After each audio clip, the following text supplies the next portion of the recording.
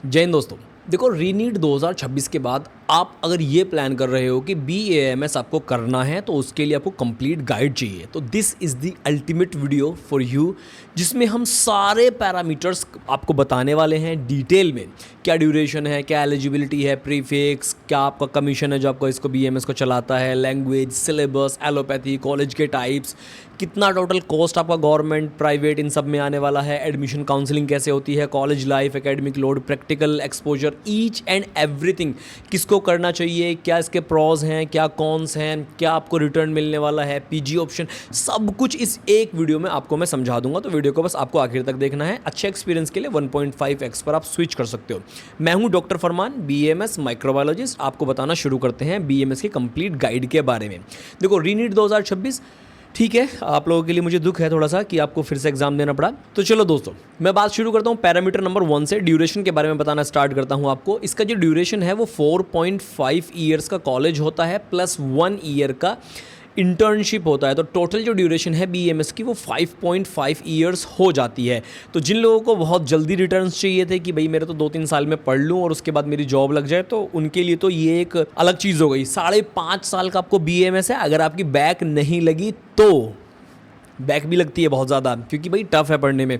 तो 5.5 ईयर्स आपका ड्यूरेशन हो गया कॉलेज इंटर्नशिप का मिला के। उसके बाद अगर हम बात करें एलिजिबिलिटी या मार्क्स वगैरह के बारे में, तो देखो, नीट दे रहे हो तो वही इसकी एलिजिबिलिटी है। नीट में आपको काउंसलिंग में पार्टिसिपेट करने के लिए एटलीस्ट क्वालिफाइंग मार्क्स होने चाहिए। अब आप ये पूछोगे सर क्वालिफाइंग मार्क्स कितने होते हैं, उसके लिए हम अलग से वीडियो बनाएंगे, बेफिक्र हो, चैनल के ऊपर आपको मिल जाएगा। ठीक है, तो नीट क्वालिफाई होना चाहिए काउंसलिंग में पार्टिसिपेट करने के लिए। गवर्नमेंट कॉलेज के लिए मैं बता दे रहा हूँ, पिछले साल जनरल OBC कैटेगरी में लगभग 90,000 ऑल इंडिया रैंक तक एडमिशन मिले हैं। कट ऑफ के ऊपर डिटेल में वीडियो आपको चैनल के ऊपर मिल जाएगा, जाकर आप देख लो। ठीक है, 90,000 ऑल इंडिया रैंक तक मिला हुआ है, तो एलिजिबिलिटी आपकी यही रहेगी। प्रीफिक्स की बात करते हैं, बहुत सारे लोग कहते हैं कि BAMS करने के बाद आप एलिजिबल नहीं हो नाम के आगे डॉक्टर लगाने के लिए। तो इसकी सच्चाई क्या है, मैं सच्चाई आपको बताता हूं। आप कंप्लीटली एलिजिबल हो, ये कानून है, ये रूल है, गैजेट नोटिफिकेशन है, जो कि हम स्क्रीन के ऊपर आपको दिखा भी देंगे कि आप नाम के आगे डॉक्टर लगाना चाहो डॉक्टर लगा सकते हो, वैद्य लगाना चाहो वैद्य लगा सकते हो, वैद्य लगाना चाहो वैद्य आप लगा सकते हो, या यूनानी या होम्योपैथी वाले भी अपने पैथी के अकॉर्डिंग अपने नाम के आगे जो है वो प्रीफिक्स लगा सकते हैं। कोई भी रोक टोक इसके ऊपर नहीं है। तो आई होप ये वाली चीज़ सबको क्लियर हो गई होगी। अब इसका कमीशन कौन है जो इसको सब कुछ मैनेज करता है BAMS का? देखो, MBBS वालों को सबको पता है कि मेडिकल काउंसिल ऑफ इंडिया है, या फिर उनके बहुत सारे जो हैं वो एसोसिएशन वगैरह भी है, इंडियन मेडिकल एसोसिएशन है। यहाँ पर क्या है, तो कमीशन की अगर हम बात करते हैं तो यहाँ पर आता है दोस्तों NCISM, national commission for Indian system of medicine. अब यही BAMS को रेगुलेट करता है, यही BUMS को रेगुलेट करता है, और यही BHMS को भी सारा कुछ देखता है। तो NCISM सारे रूल्स बनाता है आयुर्वेद, होम्योपैथ, यूनानी के लिए। इसके ही सारे हाथ में सारे कुछ चीज़ें हैं। बात करते हैं थोड़ा सा लैंग्वेज के बारे में कि भैया BAMS में एडमिशन ले लोगे तो लैंग्वेज आपको क्या क्या पढ़ने के लिए मिलेगी वहाँ पर, क्योंकि ये एक बहुत बड़ा क्वेश्चन है कि वहाँ पर अलग अलग तरीके की लैंग्वेज मिलती है BAMS में पढ़ने के लिए। तो मैं आपको कोई भी झूठी तसल्ली नहीं देने वाला हूँ, ना ही कोई फेक मोटिवेशन देने वाला हूँ, सच्चाई आपको बताने वाला हूँ। देखो, हिंदी आपको काफ़ी ज़्यादा पढ़ने के लिए मिलेगी। आप इंग्लिश में पढ़ सकते हो, कोई प्रॉब्लम नहीं है, लेकिन मैक्सिमम बच्चे हिंदी में पढ़ते हैं, मैक्सिमम टीचर्स जो हैं वो हिंदी में पढ़ाते हैं, तो हिंदी से आपका सामना होगा, कोई प्रॉब्लम नहीं है। लेकिन आप इंग्लिश से चाहो तो कर सकते हो। प्लस संस्कृत तो आपको पढ़नी ही पड़ेगी, आप चाहे हिंदी ना पढ़ो लेकिन संस्कृत आपको पढ़नी पड़ेगी। क्यों? क्योंकि BAMS में फर्स्ट प्रोफ में या फर्स्ट ईयर में संस्कृत एक सब्जेक्ट होता है, और उस सब्जेक्ट को आपको पढ़ना मैंडेटरी है, पास करना मैंडेटरी है। लेकिन वो जो संस्कृत होती है वो बहुत बेसिक लेवल की मुझे लगी जब मैंने अपने टाइम पर पढ़ा था। मतलब वो 6, 7, 8 क्लास वाला जो लेवल होता है ना, वो जो होते हैं गच्छति गच्छामी, उस टाइप का संस्कृत होता है, बहुत एकदम बच्चों के जैसा संस्कृत होता है। लेकिन जो हायर लेवल का संस्कृत मिलता है वो देखने के लिए मिलता है जो श्लोक आप पढ़ते हो वहाँ पर। उन श्लोक्स में अच्छा खासा संस्कृत होता है, हाई लेवल का संस्कृत होता है, प्रो लेवल का संस्कृत होता है। लेकिन आपको 100% श्लोक याद करने मैंडेटरी नहीं होते। वैसे भी श्लोक जो है ये रटने पड़ते हैं, तब जाके ये याद होते हैं। लेकिन एक बार आपने श्लोक याद कर लिया तो आपको फिर उसका एक्सप्लेनेशन ऐसे लिखने की ज़रूरत नहीं है, ना ही उसका एक्सप्लेनेशन अलग से याद करने की ज़रूरत है, आपके लिए चीज़ें ईजी हो जाती हैं। प्लस आपको हिंदी, इंग्लिश, संस्कृत, ये 3 लैंग्वेजेस हैं जो आपको सामना होगा, आपको पढ़ना पड़ेगा। बात करते हैं सब्जेक्ट्स के बारे में, सिलेबस के बारे में। तो देखो जो सिलेबस है वो NCISM की तरफ से आता है, जो कमीशन है BAMS का, और जो सब्जेक्ट्स हैं इसमें फर्स्ट प्रूफ के कुछ सब्जेक्ट्स बताता हूँ। जैसे आपको एनाटॉमी पढ़ने के लिए मिलेगा, आपको फिजियो पढ़ने के लिए मिलेगा, आपको फिजियो के अलावा आपको जो है इसमें संस्कृत पढ़ने के लिए मिलेगा। इसमें एक सब्जेक्ट और होगा आपका, उसको बोला जाता है दोस्तों पदार्थ विज्ञान। पदार्थ विज्ञान आपको ये पढ़ने के लिए मिलेगा। प्लस आयुर्वेद का जो क्लासिकल टेक्स्ट है संहिता अध्ययन, आपको ये पढ़ने के लिए मिलेगा। ये फर्स्ट प्रूफ के सब्जेक्ट्स हैं, ठीक है। अब थोड़ा सा आपको मैं अच्छी चीज़ें बताता हूँ कि इसमें कैसे सब्जेक्ट्स होते हैं। अगर आप फाइनल प्रूफ देखोगे, यानी फाइनल ईयर देखोगे, आपका जो फाइनल ईयर होगा BMS का, उसमें आपको क्या सब्जेक्ट्स मिलेंगे। उसमें आपको देखने के लिए मिलेगा जनरल सर्जरी, उसमें आपको देखने के लिए मिलेगा ENT, उसमें आपको देखने के लिए मिलेगा पीडिया, उसमें आपको देखने के लिए मिलेगा गायनी, उसमें आपको देखने के लिए मिलेगा जनरल मेडिसिन, उसमें आपको देखने के लिए मिलेगा संहिता जो आयुर्वेद का क्लासिकल टेक्स्ट है, उसमें आपको ये सारे स्पेशलाइज्ड सब्जेक्ट, इमरजेंसी मेडिसिन भी एक सब्जेक्ट है इसमें, ये सब कुछ आपको देखने के लिए मिलेगा। एक सब्जेक्ट और होता है जिसको बोलते हैं रिसर्च स्टैटिस्टिक्स एंड मेथोडोलॉजीज़। तो ये सब कुछ स्पेशलाइजेशन के सब्जेक्ट है, तो ये एक अच्छी चीज़ है। मैं आपको सिर्फ बताना चाहता था इसके बारे में। दोस्तों एक इंपॉर्टेंट बात मैं आपको और बता दूं, आपको इन सब्जेक्ट्स के बारे में कोई भी चिंता नहीं करनी, क्योंकि चॉक टॉक ऐप पर आपको इंडिया का नंबर 1 आयुर्वेदा कोचिंग मिलेगा, जिसमें आपको proper lectures, live classes, recorded classes, hand written notes, doubt sessions, each and everything जो आपके BMS में होती हैं कॉलेज में, चॉकटॉक ऐप पर आपको वो सब कुछ मिल जाएगा। और आप जो नए स्टूडेंट्स 2026 में एडमिशन लेने वाले हो, आपके लिए एक स्पेशल बैच लॉन्च होगा आपके कॉलेज स्टार्ट होने से पहले। तो चॉकटॉक ऐप को डाउनलोड करके रखना, और उस बैच में आप एनरोल कर लोगे तो गारंटी है कि आप अपने BMS कॉलेज में बेस्ट से बेस्ट स्कोर कर पाओगे। बात करते हैं एक नेक्स्ट पॉइंट के बारे में, भैया एलोपैथी प्रैक्टिस करने के लिए हमें मिलेगी या नहीं मिलेगी, इसकी सच्चाई बता दो। मैं बताता हूँ आपको। देखो, जितनी भी एलोपैथी आपके सिलेबस में हैं, जो भी ये सब्जेक्ट्स हैं, इनमें जितना एलोपैथी है, या आपने कोई ऐसा कोर्स किया हुआ है जिसमें एलोपैथी है, आपने कोई सर्टिफिकेट कोर्स कर लिया, कोई PG कर लिया, या आपने कोई ट्रेनिंग ली हुई है किसी सर्जिकल जो प्रोसीजर होता है उसकी ट्रेनिंग ली हुई है, आप वो सब कुछ प्रैक्टिस कर सकते हो। चाहे वो एलोपैथी हो, आपके सिलेबस में होनी चाहिए बस। कोई डायग्नोस्टिक्स हो, आपके सिलेबस में होना चाहिए बस। और सिलेबस में क्या क्या है, काफ़ी सारी है एलोपैथी इसमें है अवेलेबल, आप वो कर सकते हो। बट आई रिकमेंड, आपको अगर ज़्यादा पैसा कमाना है, आपको ज़्यादा नाम कमाना है, तो आप आयुर्वेदा प्रैक्टिस करना। हर एक बीमारी का इलाज है, बिल्कुल 100% रिजल्ट्स हैं। पैसा बहुत मिलता है आयुर्वेदिक ट्रीटमेंट में, और भीड़ जब लगती है ना, एक बार ये नाम होगा ना कि उसकी दवाई से आराम लगता है। आपने कभी कभी देखा होगा कि हमारे माता पिता किसी एक डॉक्टर के पास जाते हैं, देसी डॉक्टर है, और भीड़ लगी रहती है। एक्चुअली वो सब आयुर्वेदिक प्रैक्टिस कर रहे होते हैं बिना डिग्री के। आप डिग्री करके प्रैक्टिस करोगे ना तो मज़ा आ जाएगा। कॉलेज टाइप की बात करते हैं, कितने टाइप के कॉलेज होते हैं, क्योंकि अब आप एडमिशन, आप नीट पेपर दे के आए हो, तो अब आप कॉलेज के बारे में सर्च करोगे तो कॉलेज कितने टाइप के होते हैं, मैं उसके बारे में आपको डिटेल में बताता हूँ। देखो, सबसे पहला तो एक होता है दोस्तों हमारे गवर्नमेंट कॉलेजेस, ये बिल्कुल क्लियर है। दूसरा होता है हमारे, एक होते हैं जिन्हें हम कहते हैं क्या, government added colleges, government added colleges. एक होते हैं हमारे डीम्ड कॉलेजेस, फिर एक होते हैं हमारे प्राइवेट कॉलेजेस। तो ये हमारे पास में टोटल 4 तरह के कॉलेजेस हैं। एक हमारे कॉलेजेस होते हैं जिन्हें हम कहते हैं सेंट्रल यूनिवर्सिटीज़ या फिर नेशनल इंस्टीट्यूट। तो अगर इन्हें देखोगे तो ये तो एक तरह से गवर्नमेंट ही होते हैं ये तो, लेकिन फिर भी सेंट्रल यूनिवर्सिटी का एक अलग लेवल होता है, तो उसको हमने थोड़ा सा अलग रख लिया है। कई इसको काउंसलिंग में भी अलग तरीके से ही रखा जाता है।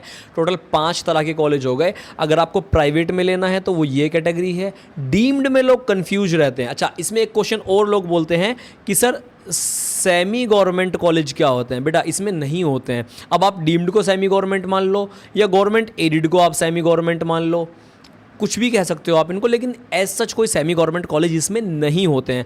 आई होप आप इस चीज़ को अपने माइंड में बिठा लो और इस चीज़ में किसी के फ्रॉड के चक्कर में ना आओ, ठीक है। काउंसलिंग अगर आपको करवानी है हमसे, हम पूरा नीट का काउंसलिंग कराते हैं, तो वीडियो के डिस्क्रिप्शन में गूगल फॉर्म है, उस गूगल फॉर्म को भर दो, आपके पास कॉल आ जाएगा। प्रॉपर तरीके से आयुर्वेद, होम्योपैथ, यूनानी, नीट की काउंसलिंग अच्छे से करा देंगे आपकी, ठीक है।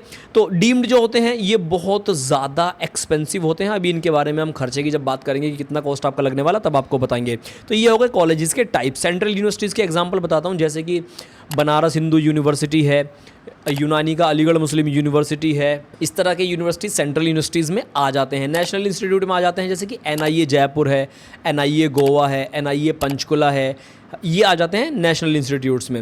चलो अभी बात करते हैं थोड़ा सा कॉस्ट वगैरह के बारे में कि BAMS में आपकी टोटल कितनी कॉस्ट लगने वाली है। सबसे पहले मैं बताता हूँ आपको प्राइवेट कॉलेज के बारे में। देखो, अगर आप एक प्राइवेट कॉलेज से BAMS करना चाहते हो तो आपकी जो कम से कम फीस रहेगी ना, वो लगभग 2 लाख के आसपास रहेगी। तो इसको आप मल्टीप्लाई बाई 4.5 करोगे तो ये जो होता है ना, इसकी जो फीस जाती है, आप बोलोगे सर 5.5 ईयर्स का कोर्स था अभी टोटल जो आपने बताया था, लेकिन बच्चों इसकी फीस जो जाती है ना, इंटर्नशिप की फीस नहीं जाती, आपको 4.5 ईयर्स की जो है ट्यूशन फीस देनी है। तो इसको आप मल्टीप्लाई करोगे तो ये आपका जो है, हम सब कुछ राउंड ऑफ करके ये मान लेते हैं, चलो 10 लाख, 5 साल का लगा लो आप, 10 लाख हम अपर एंड पे लेके चलते हैं। 10 लाख ये हो गया। आप 4-5 साल आप हॉस्टल में रहोगे तो आपका 1 लाख के हिसाब से वो लगाओगे तो आपका 5 लाख वो हो गया हॉस्टल का। तो ये कितना हो गया टोटल? ये 15 लाख अभी आपका हो गया। लेकिन हम आपको इसको कुछ और खर्चे आपको बताते हैं। फॉर एग्जांपल, आपका एग्ज़ाम फीस है, आपका 3 साल में राउंड ऑफ करके लेके चलते हैं इसको एवरेज के हिसाब से 10,000 आपका एक बार एग्ज़ाम फीस लगता है। 3 बार टोटल एग्ज़ाम, 3 ही बार होते हैं फाइनल यूनिवर्सिटी एग्ज़ाम्स इसमें। 30 के आपका एग्ज़ाम फ़ीस हो गया। एनुअल फ़ीस अगर हम कॉलेज में देते हैं तो आपका मान लो 3 प्रोफ का 30 के जो है आपका वो, चलो ये हो गया, थोड़ा सा अपर एंड पे भी लगा सकते हो। कुल मिला के ये ऊपर के जो खर्चे हैं, ये आपके सारे जो खर्चे हैं ये 2 लाख से ज़्यादा नहीं जाएंगे। ये खर्चे 2 लाख से ज़्यादा नहीं जाएंगे। तो आपको मैं अब सीधा सीधा बता देता हूँ बिना किसी झंझट के। आपकी ये तो हो गई है फ़ीस, 10 लाख कॉलेज की फ़ीस, 5 लाख आपकी जो है हॉस्टल की फ़ीस, टोटल ये हो गई आपकी 15 लाख। प्लस आप इसमें 2 लाख जोड़ लो अपना ऊपर का खर्चा, जैसे कि आपका सिक्योरिटी अमाउंट हो गया, 50,000 किसी कॉलेज में जाता है, किसी में थोड़ा ज़्यादा जाता है, आपके कुछ हल्के फुल्के और खर्चे हो गए बुक्स वगैरह के। तो आपका जो टोटल प्राइवेट का मिनिमम से मिनिमम खर्चा आएगा वो लगभग 17 लाख रुपए के आसपास आने वाला है। इससे कम नहीं होगा। मैं आपको बोल रहा हूँ, अगर आपसे कोई कहता है कि 9-10 लाख में टोटल सारा कुछ करा देगा हॉस्टल का मिला के, तो नहीं पॉसिबल है। उत्तर प्रदेश में तो बिल्कुल भी पॉसिबल नहीं है। कुछ लोग छत्तीसगढ़ चले जाते हैं कि कम फीस है, फिर वो वहाँ जाके फंस जाते हैं, बॉन्ड साइन करवा लेते हैं, फिर भाग भी नहीं पाओगे। तो ये कम से कम है। बात करते हैं कि बहुत अच्छा कॉलेज चाहिए हमें, तो कोई बजट का इशू नहीं है, तो उस कंडीशन में सर कितना लग जाएगा हमारा पैसा? तो उस कंडीशन में बच्चों मैं आपको बताता हूँ, जो कॉलेज की फ़ीस है उत्तर प्रदेश में वो आपकी लगभग 3.5 लाख के आसपास तक जाएगी पर ईयर। प्लस हॉस्टल का है वो 1.5 लाख तक जाएगा अगर आप AC रूम वगैरह लेते हो पर ईयर। ठीक है, तो आपका जो टोटल खर्चा है वो इस कंडीशन में मैं आपको एक बार रियल टाइम में अभी के अभी कैलकुलेट करके बता देता हूँ, क्योंकि हम तो इसको हर साल एडमिशन्स कराते हैं हज़ारों बच्चों का, तो हमें बहुत अच्छे से हर एक कॉलेज का, हर एक इंस्टीट्यूट का बहुत अच्छे से आइडिया है कि ये कितना लगता है। तो जो आपकी ट्यूशन फ़ीस है वो अप्रॉक्सीमेटली 16 लाख ट्यूशन फ़ीस हो जाएगी, और आपकी जो ये 1.5 ये है हॉस्टल की जो आपकी फ़ीस थी, इसको मल्टीप्लाई 5 से करेंगे तो आपकी ये 7.5 लाख ये हो जाएगी। तो हम इसको जोड़ देते हैं टोटल दोनों को। तो दोस्तों, आपका जो मैं सब कुछ मिला के बताऊं, आपका जो अच्छे कॉलेज, मतलब जो महंगा से महंगा कॉलेज है, 25 लाख से ऊपर नहीं जाएगा। लेकिन ये प्राइवेट कॉलेज की बात चल रही है। अगर हम बात करते हैं, अभी मैंने ऊपर को कॉलेज बताया था, कॉलेज होता है डीम्ड कॉलेज। तो डीम्ड कॉलेज की जो ट्यूशन फीस है दोस्तों वो 5 लाख के आसपास से स्टार्ट होती है। और यही फीस डीम्ड कॉलेज की अगर मैं आपको बताऊं तो जैसे DY पाटिल मुंबई में लोकेटेड है, उसकी 10 लाख पर ईयर तक जो है उसकी ट्यूशन फीस जाती है, सिर्फ ट्यूशन फीस। तो 5 साल की 50 लाख हो गई, 2 लाख रुपए हॉस्टल का लेंगे तो बहुत ज़्यादा खर्चा आता है। तो डीम्ड कॉलेज में सिर्फ वो लोग जाना जिनके पिताजी अमीर हैं, आप 50 लाख अफोर्ड कर सकते हो। लेकिन फिर वो कॉलेज DY पाटिल का नाम है उस कॉलेज का, लेकिन उससे बढ़िया मैं आपको बताऊं उतना भी नाम नहीं है कि आप 50 लाख वर्थ इट होगा BMS करने के लिए। बिल्कुल मेरे हिसाब से वर्थ इट नहीं है। मैं खुद एक BMS डॉक्टर हूं, बट मैं इस बात को मानता हूं कि 50 लाख BMS करने के लिए वर्थ इट नहीं है। उससे अच्छा आप MBBS कर लो एब्रॉड जाके, आपका 30 लाख में पूरा हो जाएगा। अब बात करते हैं गवर्नमेंट कॉलेज में कितना खर्चा आएगा। देखो गवर्नमेंट कॉलेज की जो फ़ीस है वो लगभग 5,000 से स्टार्ट हो जाती है, जो कि पर ईयर की होती है। और हॉस्टल की जो फ़ीस है वो 15,000 20,000 के आसपास से जो है वो पर ईयर से स्टार्ट हो जाती है। तो अब देख लो, आप इसको 4.5 से मल्टीप्लाई कर लो और इसको आप जो अपना 5 साल रहोगे, 5.5 साल रहोगे हॉस्टल में, अगर इंटर्नशिप भी करोगे तो उससे मल्टीप्लाई कर लो। इतना खर्चा आने वाला है आपका गवर्नमेंट कॉलेज में। बात करते हैं एडमिशन काउंसलिंग के बारे में। देखो नीट से ही सारे के सारे एडमिशन होते हैं, चाहे वो आयुर्वेद, होम्योपैथ, यूनानी कोई सा भी हो। बिना नीट के दोस्तों कोई एडमिशन आपका नहीं होने वाला है, तो आप ये बिल्कुल क्लियरली मान कर चलो। आप मुझे कमेंट करके ये बताओ कि आप कितना स्कोर कर रहे हो नीट 2000 रीनीट 2026 में, उसके हिसाब से फिर आपकी काउंसलिंग होगी। काउंसलिंग हम पूरी प्रॉपर करवाते हैं, एडमिशन काउंसलिंग। उसके लिए आप वीडियो का डिस्क्रिप्शन में दिए गए जो गूगल फॉर्म है उसे भर दो, आपके पास कॉल आ जाएगा एडमिशन के लिए।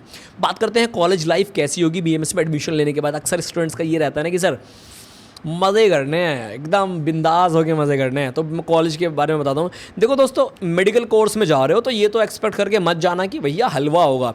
एकेडमिक लोड अच्छा खासा होगा आपके पास में, क्योंकि सारा का सारा मॉडर्न का सिलेबस है और फिर उसके ऊपर सारा आयुर्वेद का सिलेबस है। तो डबल एमबीबीएस से डबल सिलेबस है, लिटरली डबल सिलेबस है एमबीबीएस का। प्रैक्टिकल एक्सपोजर, अगर आपका कॉलेज अच्छा है, गुरु गोरखनाथ उत्तर प्रदेश में है, या आपका जो है वो फिर कोई गवर्नमेंट कॉलेज है ना, ये जयपुर है ना, ये जामनगर है, ITRA जामनगर है, तो प्रैक्टिकल एक्सपोजर आपका बेस्ट होने वाला है। But if you are in a tier 3 city, tier 3 college, तो आपका प्रैक्टिकल एक्सपोजर उतना अच्छा नहीं होगा, ये मैं लिख के दे सकता हूँ गारंटी के साथ में। तो अगर आपको सिर्फ डिग्री चाहिए तो आप सस्ते कॉलेज में चले जाओ, अगर आपको बेस्ट प्रैक्टिकल एक्सपोजर चाहिए तो फिर आप अच्छा स्कोर करो और बेस्ट कॉलेज में जाओ। कोई फ्रॉड नहीं, कुछ नहीं, डायरेक्ट काउंसलिंग कराओ, हमारे थ्रू भी करा सकते हो। एग्ज़ाम्स, देखो आपको कॉलेज में जाओगे, आपका एग्ज़ाम्स होते हैं वो 3 बार होते हैं, यूनिवर्सिटी एग्ज़ाम टोटल। तो आप 1.5 साल में होंगे वो, तो फाइनल एग्जाम्स का प्रेशर थोड़ा सा कम रहेगा, लेकिन 1.5 साल में जब एग्जाम्स आएंगे तो सिलेबस भर भर के रहेगा, एग्जाम टाइम पे काफ़ी प्रेशर रहेगा।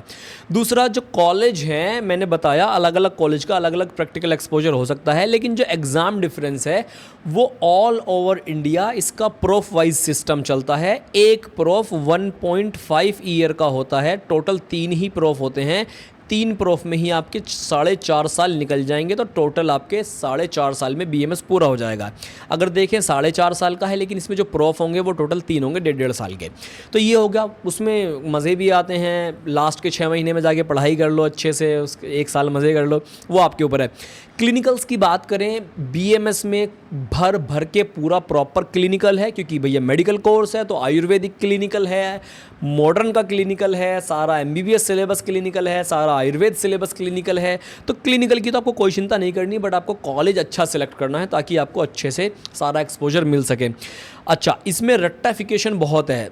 एमबीबीएस वाले कहते हैं कि रट्टाफिकेशन बहुत करना पड़ता है, ये ड्रग्स के नाम याद कर रहे हैं, ये रिएक्शन याद कर रहे हैं, ये वो कर रहे हैं। भाई साहब, जो तुमको श्लोक याद करने पड़ेंगे ना, लग जाएगी तुम्हारी, मतलब। लेकिन अच्छी चीज़ भी है, मेहनत के बिना दुनिया में कुछ नहीं मिलता। मेरी एक बात याद रखना, इस दुनिया में बिना मेहनत के कुछ नहीं मिलता, तो मेहनत करनी पड़ेगी। Memorization, certification is the best policy to qualify BAMS। मेरी इस बात को गांठ मार के जाना अपने कॉलेज में जब भी आप जाओ, तो श्लोक आपको भर भर के याद करने पड़ेंगे। बात करते हैं एडवांटेजेस के बारे में। BAMS में आपको क्या क्या प्रिविलेजेस तो नहीं कहेंगे, एडवांटेजेस ही बोलेंगे, क्या क्या मिलने वाले हैं। देखो, सबसे पहला डॉक्टर डिग्री है। जिनको MBBS नहीं मिल रहा है, BDS लेना नहीं है और प्रॉपर आपको ट्रीटमेंट करना है, पैसा अच्छा कमाना है, उनके लिए बेस्ट है। ठीक है, कम बजट में, जिनका बजट भी कम है, उनके लिए बेस्ट है। पेशेंट बेस, आपको एक बार आपका हाथ साफ होना चाहिए, आपको ट्रीटमेंट करना आना चाहिए। ज़बरदस्त पेशेंट बेस है। अगर आप बोलोगे सर कोई एग्जांपल दे दो, तो डॉक्टर उपासना वोहरा को देख लो आप, नाड़ी वैद्य हैं संजय कुमार जी, उनको देख लो आप। तो ये कुछ बेस्ट लोग हैं जो लोग अभी काम कर रहे हैं। हालांकि ऐसे लाखों लोग मैं आपको दिखा सकता हूँ, स्टार्टअप्स भी बहुत सारे हैं इसमें।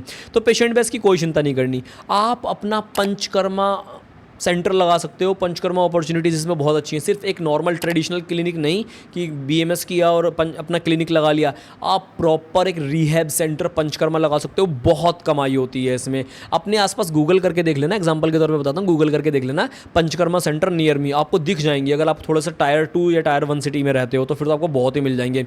गवर्नमेंट जॉब्स भी अच्छी हैं इसमें, काफ़ी ज़्यादा आती हैं। मेडिकल ऑफिसर की गवर्नमेंट जॉब्स आती हैं, तो इसके लिए आप अप्लाई कर सकते हो। गवर्नमेंट जॉब्स की कोई प्रॉब्लम नहीं है। टीचिंग जॉब्स भी हैं गवर्नमेंट में काफ़ी हैं, और प्राइवेट में तो भैया जहां आपका जुगाड़ लग जाए, अच्छे से अच्छे हॉस्पिटल में, अच्छे से अच्छे कॉलेज में आप लाखों कमा सकते हो, कोई प्रॉब्लम नहीं है। रिसर्च अपॉर्चुनिटीज़ हैं, इसमें रिसर्च ऑफिसर की भी गवर्नमेंट जॉब आती है, तो वो भी बेस्ट ऑप्शन है, आप उसमें भी जा सकते हो। हेल्थ केयर स्टार्टअप्स का आज के टाइम पर बेस्ट ऑप्शन है। तो जिनको ये सब चीज़ें चाहिए थी किसी भी कोर्स में, वो सारी की सारी इसमें आपको मिल जाएंगी। लेकिन अभी एक सवाल ये भी है कि इसको करने, अगर आप कर रहे हो तो इसमें कुछ कुछ कॉन्स जो हो सकते हैं आपके लिए, वो कौन कौन से हो सकते हैं। तो देखो, इसमें भैया आपको अगर अच्छी प्रैक्टिस करनी है तो रेगुलर आपको पढ़ाई करनी पड़ेगी। अब आप उसको कौन कह लो या ये कह लो कि दुनिया में बिना मेहनत के कोई चीज़ नहीं मिलती, तो इसको मैं आपको बता रहा हूँ कि मेहनत इसमें लगती है। इसको कॉन्स में गिन लो या अच्छी चीज़ में गिन लो। इसका कॉलेज का जो एक्सपोजर है ये कॉन्स में आ जाता है कई बार, क्योंकि बहुत सारे कॉलेजेस ऐसे हैं जिनमें अच्छा प्रैक्टिकल एक्सपोजर आपको नहीं मिलेगा। तो अगर आपका कॉलेज अच्छा नहीं है तो ये कॉन्स में काउंट होगा, क्योंकि वो आपको अच्छे से बीएमएस नहीं कराएंगे। आपके इनिशियल अर्निंग्स थोड़े लो हो सकते हैं, क्योंकि बीएमएस करने के बाद में कई बार ये भी देखा जाता है, अगर आपके पास स्किल्स नहीं है, एक्सपोजर अच्छा नहीं था, क्योंकि कॉलेज अच्छा नहीं था आपका, तो आपके स्टार्टिंग में स्किल्स कम होने की वजह से आपको पेमेंट जो है थोड़ी कम मिलेगी सैलरी वाइज। आपको पेशेंट जो हैं थोड़ा सा स्टार्टिंग में कम ट्रस्ट कर सकते हैं, क्योंकि बोलेंगे कि ये तो बीएमएस किए हुए हैं। लेकिन एक बार आपका ट्रस्ट बिल्ड हुआ तो आप लाखों करोड़ों कमा सकते हो। ट्रस्ट करो मेरे को, और अगर आपको इस चीज़ में शक है कि नहीं हो सकता तो आके मुझसे बात करो। मैं आपको 1000 एग्जाम्पल ऐसे गिनाऊंगा कि जो लोग ऐसा कर रहे हैं। बहुत से लोग कमेंट कर रहे हैं कि मैं बीएमएस को लेके बायस्ड हूँ, ये हूँ वो हूँ। भाई तुम अभी 12th क्लास में हो, तुम्हारी इतनी एज नहीं है जितनी डिग्री है मेरे पास में, ठीक है। तो ग्राउंड लेवल पर जाकर चीज़ें देखो। लोगों ने हज़ारों करोड़ रुपए के बिजनेस सिर्फ आयुर्वेद के नाम पे बना रखे हैं, और ये कहते हैं कि जो है कुछ नहीं है आयुर्वेद में। अरे भाई, तुम्हारे अंदर करेज नहीं है, तुम करना चाहो बहुत कुछ कर सकते हो। कंपटीशन की बात करते हैं। देखो, हाँ, कंपटीशन हाई होता जा रहा है, लेकिन जैसे बीडीएस में सैचुरेशन आ गया, अभी वैसा सैचुरेशन इसमें नहीं है। आने वाले 20 साल में हो सकता है वैसा होगा, लेकिन तब तक आप अपना बीएमएस करके अच्छे वेल सेटल्ड हो चुके होगे। जैसे कि अभी आज के टाइम पर कुछ डेंटिस्ट हैं जिनका बहुत अच्छा चलता है, तो आप उस टाइम तक वैसे हो चुके होगे, आपके लिए उतना सैचुरेशन कुछ नहीं रहेगा। कंपटीशन हर फील्ड में होता है, कहीं पर भी चले जाओ, मज़ा भी कंपटीशन में ही है काम करने का।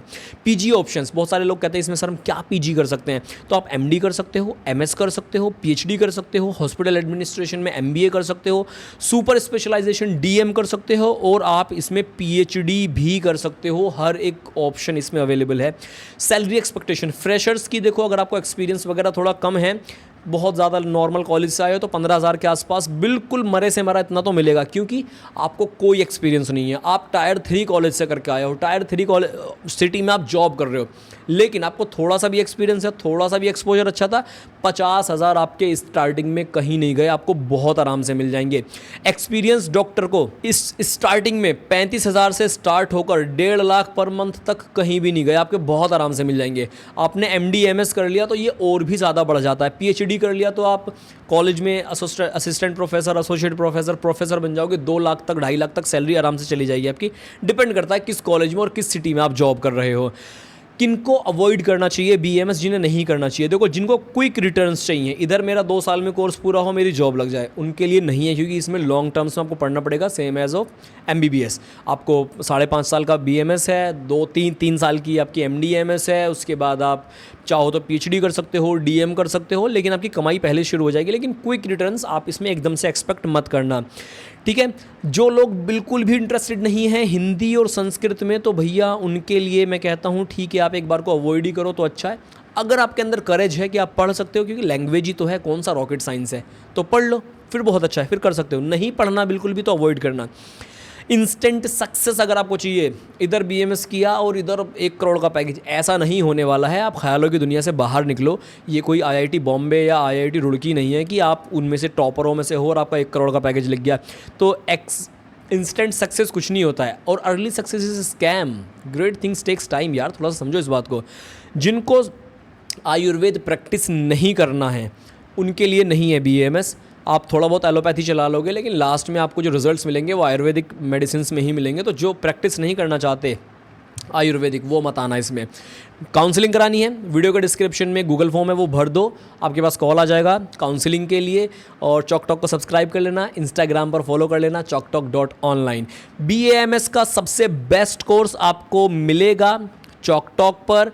जो कि आपके लिए लॉन्च होगा आपका कॉलेज स्टार्ट होने से पहले।